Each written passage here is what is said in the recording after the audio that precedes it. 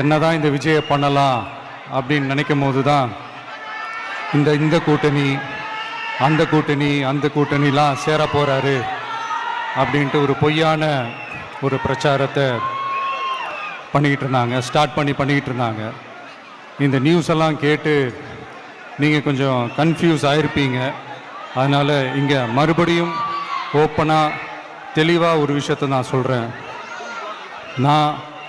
நாங்கள் எப்பவுமே மதச்சார்பற்ற கொள்கைன்றதில் அந்த ஸ்டாண்ட்லேயோ மதச்சார்பற்ற சமூக நீதி என்ற அந்த நிலைப்பாட்டிலேயோ எப்பவுமே சமரசம் வச்சிக்கவே மாட்டோம்.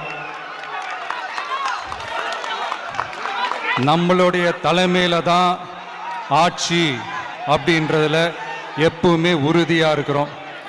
நம்மளுடைய முதல் மாநாட்டில் கூட நான் சொன்ன மாதிரி அரசியலில் யாருக்காகவும் எதுக்காகவும் எந்த விதமான ஒரு சமரசமும் நாம் வச்சுக்க போகிறதே எல்லாம் அந்த பேச்சுவார்த்தையே கிடையாது.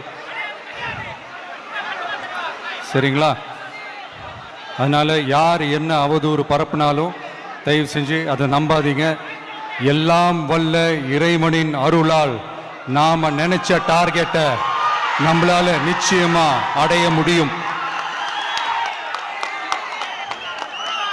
இன்னைக்கு என்னுடைய இஸ்லாமிய சகோதர சகோதரிகளுக்கு என்னுடைய ரமலான் நல்வாழ்த்துக்கள். கான்ஃபிடென்ட்டா இருங்க, நல்லதே நடக்கும், வெற்றி நிச்சயம்.